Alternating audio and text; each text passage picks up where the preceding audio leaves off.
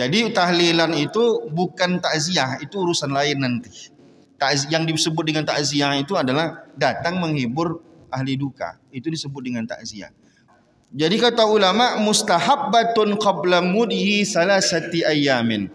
Kalau takziah itu disunnahkan sebelum lewat 3 hari setelah dikuburkan. Jadi kalau bapak nanti bilang kita takziahnya sampai 4 malam, ya itu makruh hukumnya. Makruh bisa haram hukumnya. Nah sekarang pertanyaannya, kenapa orang kita 7.40 datang juga? Karena itu jadi persoalan. Orang bertakziah tak boleh dikasih makan, tak usah dikasih makan. Wa sun'u ta'amin yajma'un nasa alaihi, dimakruhkan hukumnya orang menyusahkan orang yang sedang sibuk dengan kesedihannya, seperti membuatkan makanan kepada orang-orang yang berkumpul di hari berduka itu. Bawa aja makanan itu kemari misalkan kan. Nah, kita berdoa tak ada makanan pun, habis sholat maghrib kita di masjid lebih afdol lagi. Mana lebih afdol, ngasih makan orang sembahyang sama ngasih makan orang tak sembahyang? Tentu ngasih makan orang sholat lebih afdol lagi gitu. Kalau seandainya bapak bertakziah pengen makan di situ, itu tidak ada, bapak bukan dapat pahala, makruh hukumnya. Oleh karena itu kehadiran kita hari pertama maupun hari kedua maupun hari ketiga pun tidak boleh mengungkit kesedihan orang, datang untuk menghibur. Jangan ditanya gimana sebab matinya, itu tidak perlu ditanya itu. Kalau itu pula kita tanyakan, berarti kita bukan menyabarkan orang, itu mengungkit kesedihan orang namanya.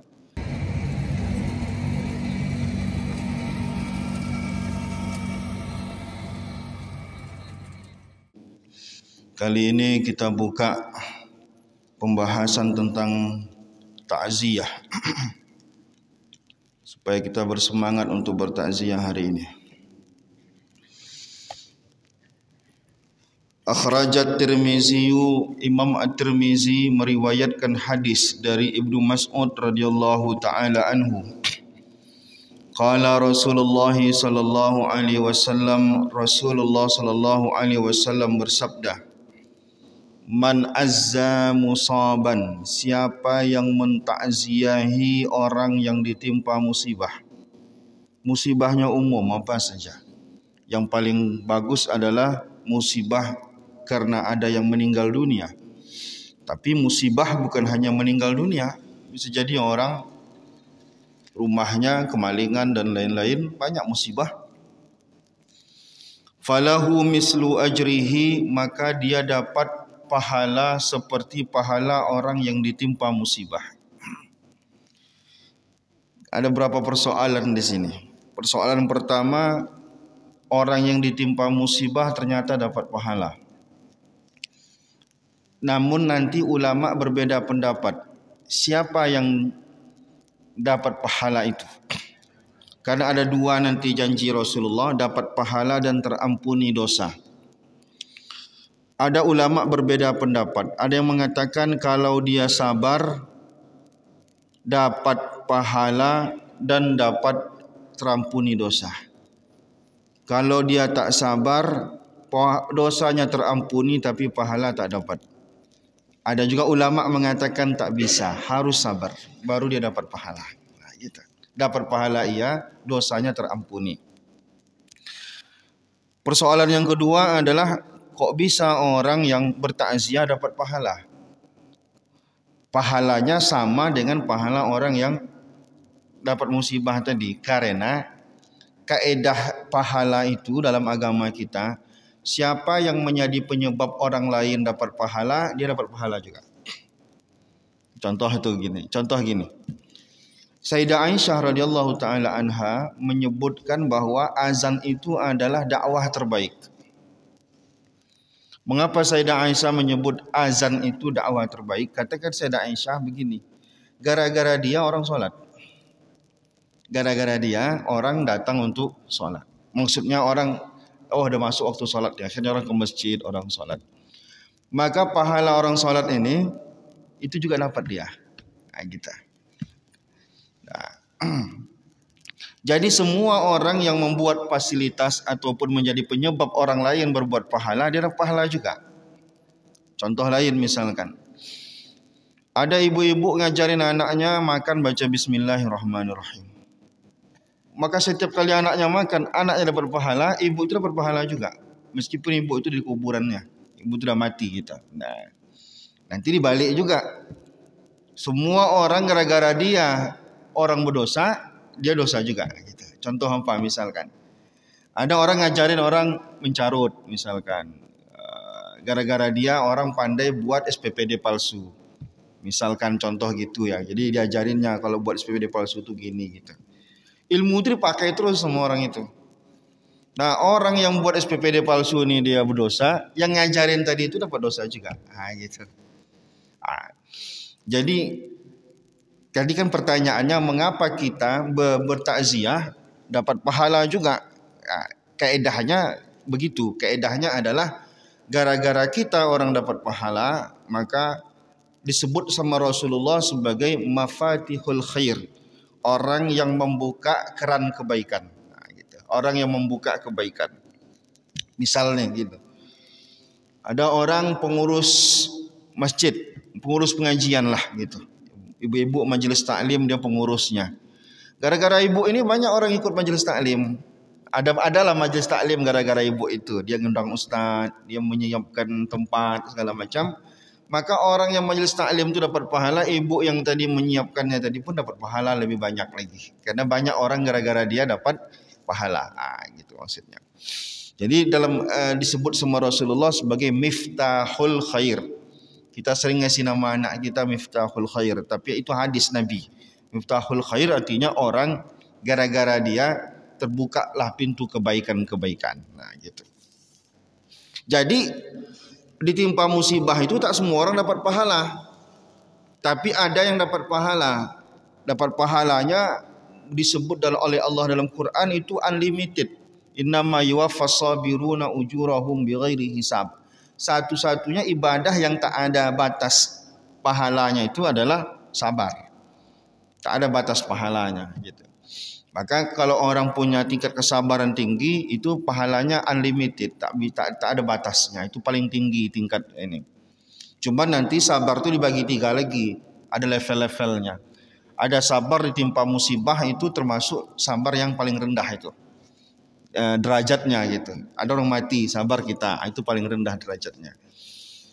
Naik derajat berikutnya kata ulama, sabar untuk meninggalkan kemaksiatan, karena semua kemaksiatan itu butuh kesabaran untuk meninggalkannya.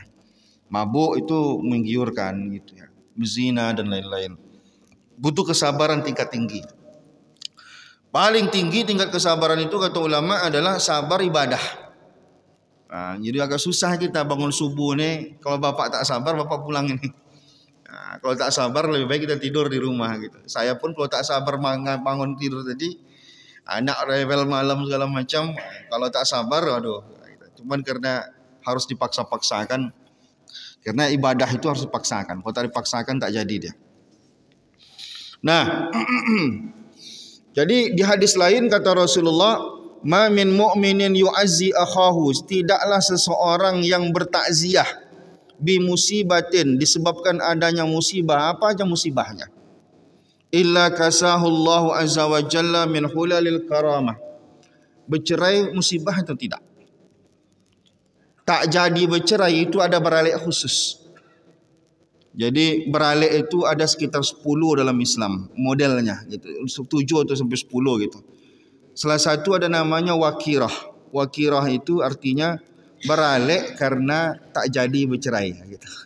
Ada orang bertengkar suami istri, udah ada ikut campur dah, keluarga laki-laki ikut campur keluarga perempuan, rupanya damai orang tu, tak jadi cerai. Itu ada beralik khususnya, ada walimah khususnya dalam Islam.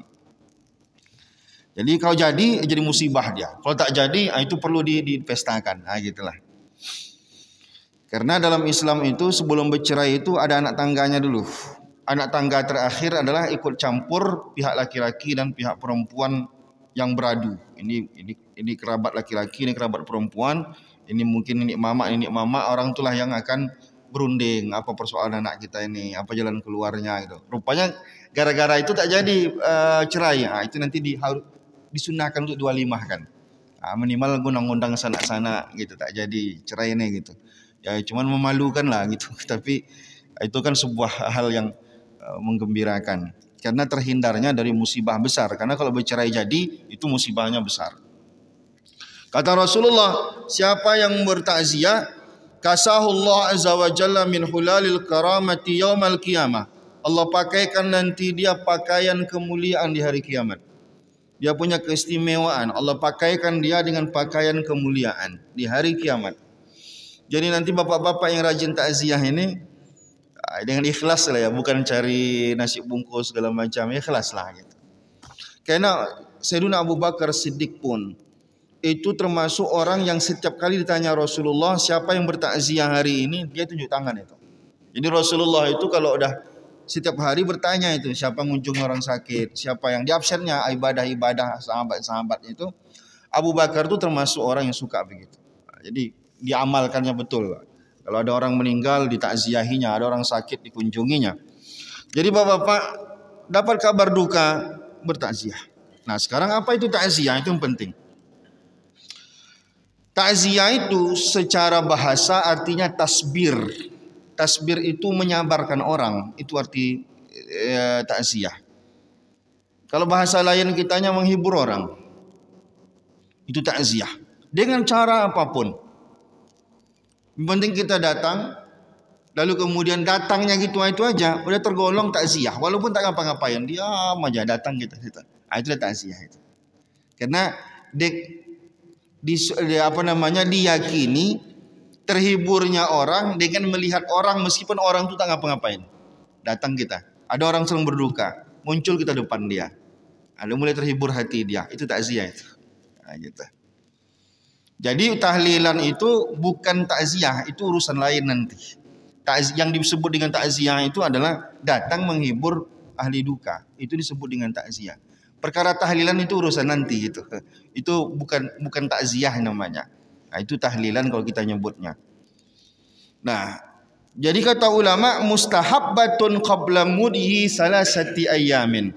Kalau takziah itu disunnahkan sebelum lewat 3 hari setelah dikuburkan. Jadi misalkan hari ini jenazahnya dikuburkan, maka kita bertakziah ke rumah duka itu disunnahkan 3 hari. Sekarang pertanyaannya kenapa 3 hari kan gitu? Kalau lebih kenapa? Tujuan bertakziah itu adalah meredam kesedihan orang. Diyakini orang menggebu kesedihan dia itu cuma 3 hari. Hari keempat walaupun ada sedihnya tapi udah mulai reda. Nah, gitu. Jadi kenapa kami takziah pula di hari keempat? Dikhawatirkan kalau dia bertakziah di hari keempat mengulang kesedihan orang yang sudah reda. Gitu. Mengulang kesedihan orang yang mungkin udah agak tenang dia. Dengan hadirnya kita lagi. Oleh karena itu kehadiran kita hari pertama maupun hari kedua maupun hari ketiga pun tidak boleh mengungkit kesedihan orang. Datang untuk menghibur. Jangan ditanya gimana sebab matinya. Itu tidak perlu ditanya itu. Kalau itu pula kita tanyakan, berarti kita bukan menyabarkan orang, itu mungkin kesedihan orang namanya. Apa kenangan kakak selama hari ini sama ibu itu? Nggak usah ditanya. Nah, itu namanya ngulang kesedihan orang. Datang untuk menghibur dia, memberikan motivasi, menyemangati dia, mengingatkan dia, jangan sampai nadab, jangan sampai nanti. Karena ada 2 yang haram hukumnya, ada pernah saya jelaskan. Ada nadab, ada niyaha, itu haram hukumnya. Nadab itu apa? Histeris dia. Kenapa lah si Polan tu mati? Padahal dia baik sama saya. Dia membantu kehidupan saya selama. Itu namanya nadab namanya. Itu haram hukumnya. Ada namanya niyaha. Niyaha itu histeris. Tapi berlarut dalam kesedihan. Sampai kalau orang Arab jahiliyah lu sampai mukul-mukul pipi. Begitulah sampai dia ekspresinya itu berlebihan. Sampai ngoyak-ngoyak baju. Sampai jambak-jambak rambut gitu. Itu dua-duanya haram hukumnya. Maka orang yang nadab dan niyaha ini tak boleh. Yang boleh batasnya nangis. Ini yang masyarakat kita berlebihan pula, nangis pun tak boleh dibuatnya. Ada beberapa ustadz ceramah nangis pun tak boleh kata dia. Pernah saya melayat orang, adiknya nangis, abangnya mati, dihamuk sama keluarganya. Saya bilang kenapa cerita orang nangis dihamuk? Itu tak boleh. Orang dia sedih, dia bilang dia nangis. Yang tak boleh itu kan lebih dari itu. Nangis, Nabi pun nangis. Nabi meninggal anaknya Ibrahim di umur 2 tahun, nangis ditanya sama sahabat, engkau nangis ya Rasulullah? Kata Nabi, al-qalbu yahzan, al-ainu tadmu wal qalbu yahzan wa la naqulu syai'an illa ma yarda ya Rabbuna.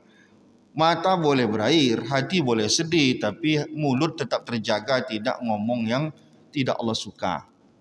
Karena mulut menunjukkan dia ridho tak ridho putus takdir Tuhan.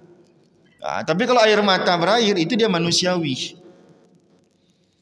Orang kita jangan sampai jatuh air mata ke lantai, nanti apa bunyinya gitu. Tidak ada itu. Walaupun ulama mengatakan tetaplah seelok-eloknya jangan sampai nangis. Tapi tak ada satupun ulama mengatakan haram. Kalau dipilih kata ulama mana lebih bagus, nangis sebelum mati atau nangis sesudah mati? Ulama lebih setuju menangisnya itu sebelum mati, jangan sudah mati. Cuma orang kita kan nangisnya setelah mati gitu. Nah, baru ahli warisnya nangis. Tapi kalau bisa dimilih nih, kalau bisa milih, memang seafdalnya nangisnya sebelum mati, jangan sudah mati. Nah, gitu. Tapi kan nangis namanya bisa milih-milih. Jadi kalau orang nangis manusiawi. Itulah yang kita sabarkan dia, bang, jangan sampai berlarut, bang, jangan sampai histeris, begitu. Karena orang Arab jahiliyah dulu memang mereka histeris berlebihan. Ditambah lagi kalau orang dulu diundanglah orang-orang untuk menangis di kuburannya, untuk menunjukkan dia hebat. Jadi saya mati ini misalkan, sebelum saya mati saya wasiatkan, kan carikan nanti ibu-ibu agak 15 orang. Kasih duit, suruh dia ke kuburan saya, suruh dia nangis-nangis lah di kuburan saya gitu. Supaya kalau orang nengok, wah Ustadz itu luar biasa, matinya banyak ibu-ibu nangis, gitulah maksudnya. Nunjukin supaya dah mati pun pengen dimuliakan, nah gitulah kalau orang Arab jahiliyah dulu. Nah jadi disunahkan 3 hari, lewat 3 hari hukumnya makruh. Kalau mengulang-ulang kesedihan orang lagi lebih parah dari itu bisa haram hukumnya. Nah sekarang pertanyaannya kenapa orang kita 7.40 datang juga? Karena itu jadi persoalan. Perlu kita bedakan 1, 2, 3 dengan 7 dan 40 itu beda itu. 1, 2, 3 yang kita datang ke rumah duka itu takziah namanya. Nah itu bertakziah.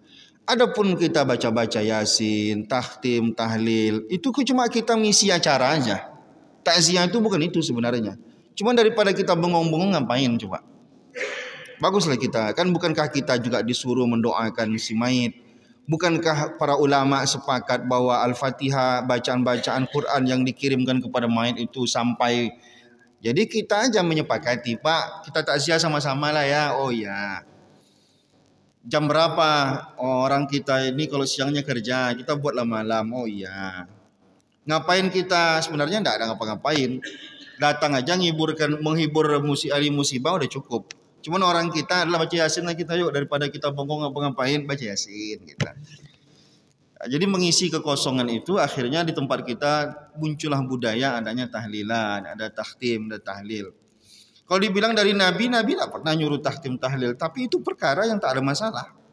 Kita bukan nambah syariat baru. Kita hanya memanfaatkan momennya untuk mendoakan si mayit. Nah, itu baru 1, 2, 3. Jadi 1, 2, 3 itu kenapa 3? Kenapa enggak 4? Kenapa enggak 5? Karena batas takziah itu 3 hari itu. Lebih dari 3 hari tak boleh. Jadi kalau bapak nanti bilang kita takziahnya sampai 4 malam ya itu makruh hukumnya. Makruh bisa haram hukumnya. Nah, kalau mau dapat pahala ya 3 hari itu. 1, 2, 3. Lalu tempat kita hari ke-7 40 itu bukankah mengulang kesedihan? Nah, itu urusannya beda. Mengapa ada malam 7 dan 40 di tempat kita? Karena memang ada dasarnya. Dasarnya apa? Ada Sayyiduna Atha, seorang tabi'in, ulama di karangan tabi'in. Atha ini berpendapat begini. Hari yang paling rumit bagi orang di alam kubur itu hari ke-7 dan 40. Begitu kata Atha. Atha ini seorang ulama di kalangan tabi'in. Sehingga orang tua kita dulu berpikir, wah kalau gitu kita rame-rame lah mendoakan orang di hari 7 dan 40 ini. Karena itu hari yang paling berat bagi dia di alam kuburnya. Akhirnya muncullah pula lagi hari ke-7 dan 40. Nah, gitu. Tapi tujuannya bukan takziah lagi. Karena tak ada takziah lagi hari 7 40. Tujuannya adalah berkumpul untuk mendoakan si mayit. Maka hari 7 dan 40 tak mesti di rumah duka. Karena hari 1, 2, 3 itu sebaiknya di rumah duka. Sunnahnya begitu. Karena kita menghibur orang. Hari 7 dan 40 tak mesti di rumah duka. Bawa aja makanan itu kemari misalkan kan. Nah, kita berdoa tak ada makanan pun habis sholat maghrib kita di masjid lebih afdol lagi. Mana lebih afdol, ngasih makan orang sembahyang sama ngasih makan orang tak sembahyang? Tentu ngasih makan orang sholat lebih afdol lagi gitu. Nah, daripada bapak buat acara di rumah yang makan tuh yang tak sholat. Awak sembahyang isya di sini dia nunggu tahlilan di rumah gitu. Nah, itu yang mau dikasih makan. Adalah lagi yang udah jelas ke masjid sholat maghrib dia. Nanti minta tolong doakan. Nanti ahli musibah, ahli duka, ahli waris kalau ada rezekinya pengen bersedekah makanan untuk almarhum, siapkan makanan. Kalau tidak apa-apa. Nah, begitu dia. Jadi itu dasarnya. Jadi 7.40 itu sebenarnya bukan takziah. Dia hanya kumpul untuk mendoakan orang di masa yang paling rumit bagi dia di alam kuburnya, yaitu hari 7.40. Dasarnya apa? Wallahu a'lam. Mengapa Sayyiduna Atha ini seorang ulama besar ini di kalangan tabi'in mengatakan demikian. Nah, jadi takziah. Wa yusannu dan disunnahkan pula ayya umma bi ta'ziyati, bertakziah itu secara umum kepada jami'i ahlil maiti wa aqaribihi, semua kepada semua kerabatnya. Biasanya tempat kita bertakziah itu hanya kepada rumah duka. Yang mungkin di situ yang ada hanya istrinya, ada anaknya. Tapi sebenarnya sunnah bertakziah itu kepada semua orang yang berduka di kalangan keluarganya. Bisa jadi ada abangnya, bisa jadi ada adiknya, bisa jadi ada orang meninggal di Sumbar tapi anaknya di Pekanbaru. Ya yang ditakziahi jangan ke Sumbarnya, yang di Pekanbarunya gitu. Karena bertakziah itu menghibur orang hidup, bukan menghibur orang mati. Orang mati apa dihibur lagi? Orang misalkan ayahnya di Panam, mati ayahnya, anaknya di Rumbai, ya bertakziahnya jangan ke Panam, bertakziahnya ke rumah orang yang berduka itu di kita. Kecuali di sana ada acara kita datang juga. Tapi kalau ada anaknya di sini kita datang juga selama 3 hari itu kita ada berkunjung ke dia, itu bertakziah. Oh dia mungkin istrinya tak ada lagi, tapi bisa jadi anaknya ada. Oh anaknya tak ada lagi, bisa jadi adiknya ada. Semua kerabatnya berhak untuk ditakziahi dan kita dapat pahala mentakziahinya. Nah begitu dia. Al-kibar, baik orang tua, wasighar, anak-anak, warrijal, baik laki-laki, wanisa maupun perempuan. Semuanya sunnah hukumnya untuk ditakziahi. Wa yukrahu lahumul julusu laha wa sun'u ta'amin yajma'un nasa alaihi. Dimakruhkan hukumnya orang menyusahkan orang yang sedang sibuk dengan kesedihannya, seperti membuatkan makanan kepada orang-orang yang berkumpul di hari berduka itu. Jadi di situ ada kaitnya. Kaitnya apa? Kaitnya adalah orang yang sedang sibuk dengan kesedihan. Orang sibuk dengan kesedihan itu misalkan di hari matinya orang keluarganya, suaminya. Maka istrinya sibuk dengan jenazah suaminya. Anak-anaknya sibuk dengan jenazah ayahnya. Maka di hari itu tak boleh mereka mereka tak boleh disibukkan untuk menyiapkan makanan kepada orang-orang yang berkumpul di hari itu. Kecuali nanti kerabat-kerabat jauh datang itu tak ada masalah, lalu dia masak di rumah itu. Maka yang paling afdal apa? Ya tetangga-tetangga lah, SKM. Kalau ada yang mati di antara kita, berapa orang keluarganya, ada 30 orang, lalu kemudian kita dari SKM masjid, lalu kemudian belikan makanan 30 bungkus, antarkan ke rumahnya. Itu sunnahnya begitu. Nah, wa yustahabbu li jirani ahlil mayit, disunnahkan bagi jiran tetangga ahli mayit, walau ajanib, meskipun orang-orang yang bukan keluarga mereka, baik dekat maupun jauh, baik orang kampung itu maupun kampung lain, ayasna'u li ahlihi ta'aman yakfihi yawman wa lailatan, memberikan makan untuk mereka cukup sehari semalam, yang cukup sehari semalam, minimalnya gitu. Orang kita biasanya sekali makan aja dikasih. Siang aja gitu. Sebenarnya yang sunnahnya itu sampai siang dan malam. Atau kalau dia ada sarapan pagi, buat sarapan. Sarapan, antarkan, siang antarkan, malam antarkan. Besoknya udah, biar dia lagi. Karena kesedihannya udah reda. Apakah itu termasuk larangan orang menyiapkan makanan di hari ketiga? Itu urusannya berbeda. Menyiapkan makanan di hari ketiga itu bukan ngasih makan orang yang bertakziah. Orang bertakziah tak boleh dikasih makan. Tak usah dikasih makan. Maka niatnya mesti betul. Niatnya itu menyiapkan makan hari 3 adalah ahli waris, ada uang, dia pengen sedekah makan karena Nabi pernah ditanya oleh sahabat, boleh nggak aku sedekah makan kepada makku yang udah mati? Atau Rasulullah, silahkan sedekahkanlah. Apa sedekah terbaik? Kata Rasulullah, sedekah air. Nah orang kita air mungkin banyak karena zaman Nabi air tak ada, makan orang kurang. Jadi kalau ahli waris ada rezeki dia hari ketiga, lalu dibuatkannya makanan, diniatkan pahalanya untuk almarhum. Tidak ada beban keharusan di situ. Niatnya bukan mengasih makan orang yang sedang bertakziah. Kalau seandainya bapak bertakziah pengen makan di situ, itu tidak ada, bapak bukan dapat pahala, makruh hukumnya. Nah, tak boleh itu. Cuman kalau ada ahli waris pengen mengasih makan, mumpung orang berkumpul di rumah mereka, daripada ngantarkan ke rumah masing-masing hajab, ya udahlah kita buatkanlah makan. Cuman masalahnya di tempat kita dijadikan pula itu sebagai hukum, nggak boleh itu. Itu cuma mencuri kesempatan aja, mumpung orang ke rumah kita ramai kita kasih makan gitu. Nggak boleh pula kita bilang wah ini harus, itu tak boleh, sampai berutang-berutang pula, itu nggak boleh itu. Nah, dan itu pun menggunakan uang ahli waris, jangan uang yang udah mati itu. Orang kalau sudah mati, uangnya bukan uang dia lagi. Uang dia itu, orang yang misalnya saya nih mati malam nih.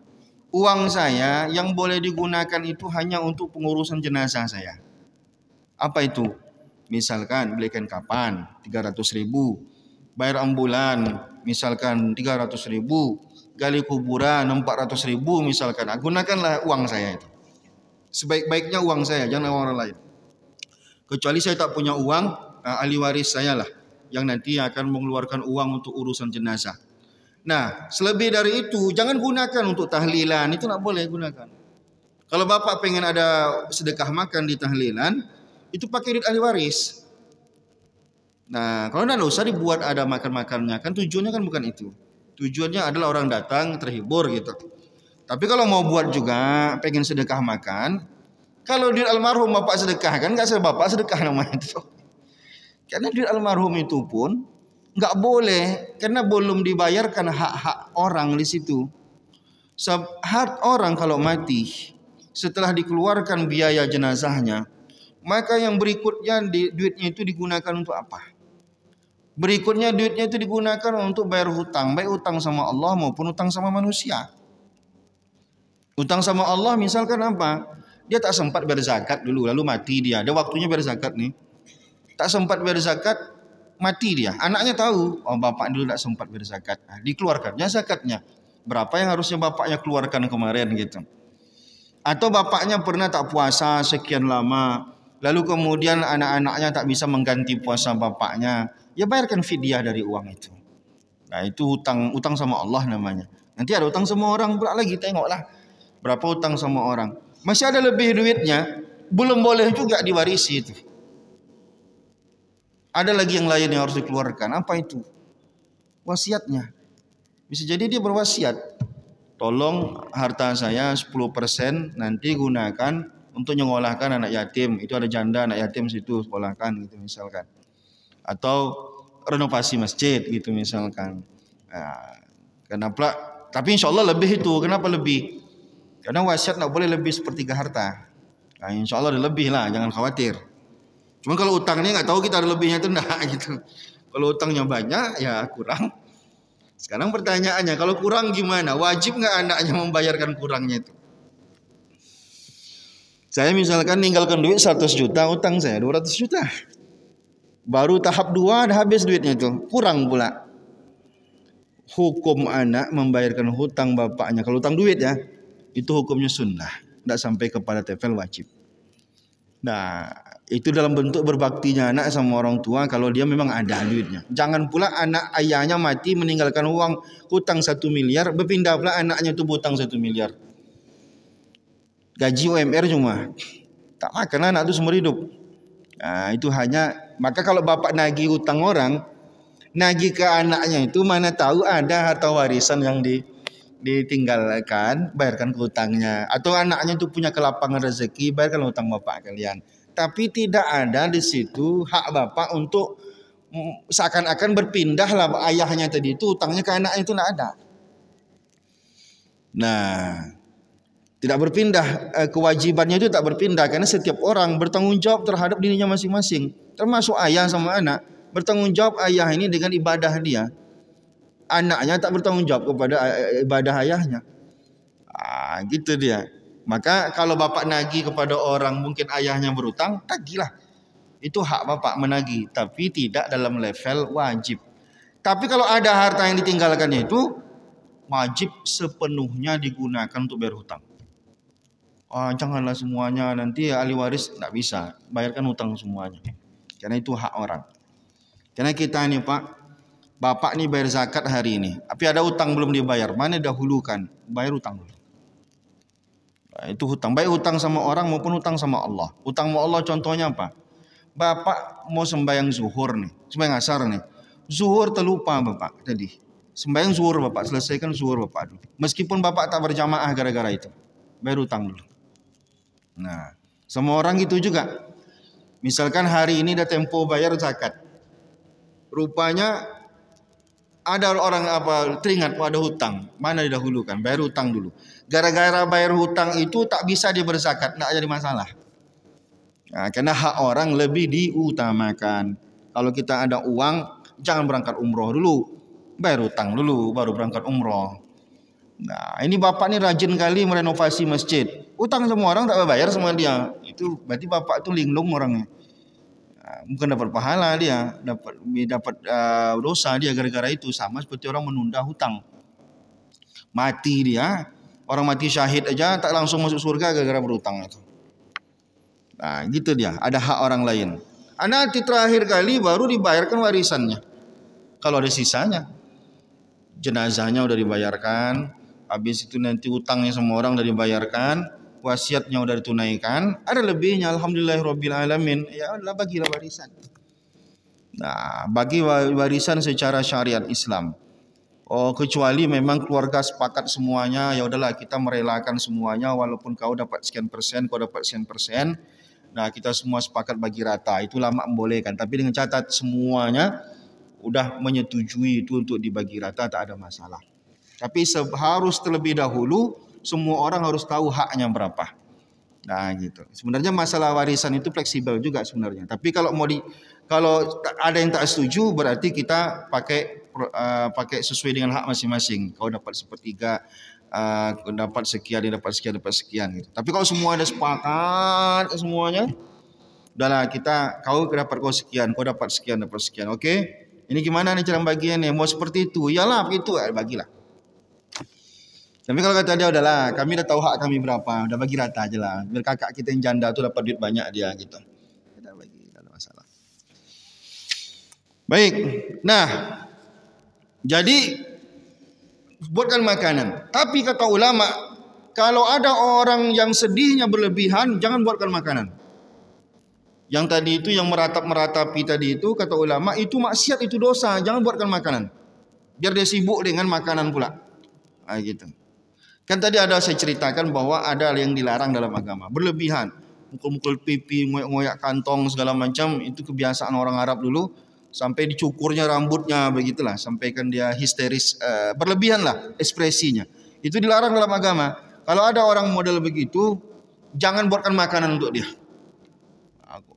Itu kenapa? Karena ada kaedah lain. Kaedahnya dalam agama kita, tolong menolong dalam kebaikan itu dapat pahala. Jangan kata Allah, wa ta'awanu 'alal birri wat taqwa, tolong menolonglah kalian yang baik-baik, wala ta'awanu 'alal ismi wal udwan, jangan tolong menolong untuk yang buruk-buruk. Jadi ngasih makan kepada orang yang meratapi kesedihan sama seperti nolong dia untuk melakukan kemaksiatan. Sama seperti misalkan kita nih ada gereja nih di sini nih. Bapak nih punya inisiatif ya kita lah yang jaga gereja itu. Nggak usah biar orang tua aja gereja. Ngapain kita ikut campur? Tugas kita adalah membiarkan mereka beribadah dengan nyaman. Ya, tugas orang Islam itu kalau ada orang Natalan, tugas dia adalah jangan ganggu orang sedang ibadah. Haram hukumnya, bukan dapat pahala. Datang anak-anak lempar gereja. Kenapa? Orang lagi menyembah Yesus. Nggak boleh. Walaupun dia nyembah Yesus, jangan diganggu. Yang tugas kita cuma itu. Tapi kalau sampai pula jaga depan pintunya, itu nggak boleh kita. Itu sama tolong menolong dalam hal kubur. Kecuali dia polisi, itu lain urusannya gitu ya. Tapi dia polisi, bukan cuma warga biasa. Itu hindari. Nah, kenapa kata ulama? Karena dosa terbesar adalah menyembah selain Allah. Di saat orang kita membantu orang menyembah selain Allah, berarti kita sedang membantu orang sedang berbuat dosa yang paling besar dalam agama kita. Jadi orang Islam itu dituntut untuk lakum dinukum waliyadin. Biarkan orang itu menjalankan agamanya. Kita cuma mendakwahi mereka. Kalau mereka tidak mau, biarkan mereka beribadah, biarkan mereka Natalan, tak ada urusan.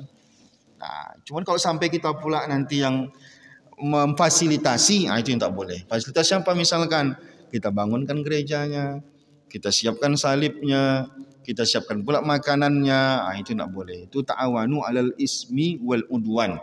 Itu masuk dalam kategori tolong menolong dalam durhaka kepada Allah Subhanahu wa taala. Nah, itu dia. Allahu a'lam bishawab. Ini kan banyak persoalan di masyarakat kita masalah itu. Hubungan kita dengan non-muslim itu adalah hubungan sosial. Bukan hubungan akidah. Selagi urusannya sosial, tak ada masalah. Apa sosial misalkan? Dia pesta, datang kita, tidak ada masalah. Dia sakit, kita kunjungi, tidak ada masalah. Kita bekerja, kita berdagang, tidak ada masalah. Urusan sosial, muamalah. Tapi kalau sudah nyerempet ke ibadah dan akidah, itu tidak boleh. Nah, gitu. Menyerempet ke ibadah dan akidah, itu batasnya, nggak boleh. Maka ulama beda pendapat tuh tentang ngucapin selamat Natal itu, boleh atau tidak. Ada yang mengatakan ngucapin selamat Natal ini masuk ke arena akidah. Ada yang mengatakan ini hanya masalah sosial saja. Akhirnya ulama beda pendapat di situ. Ada yang mengatakan ini sama aja macam selamat pagi ini. Kalau begitu kan prinsip dia, pendapat dia tentu dia bilang boleh aja, tak ada masalah.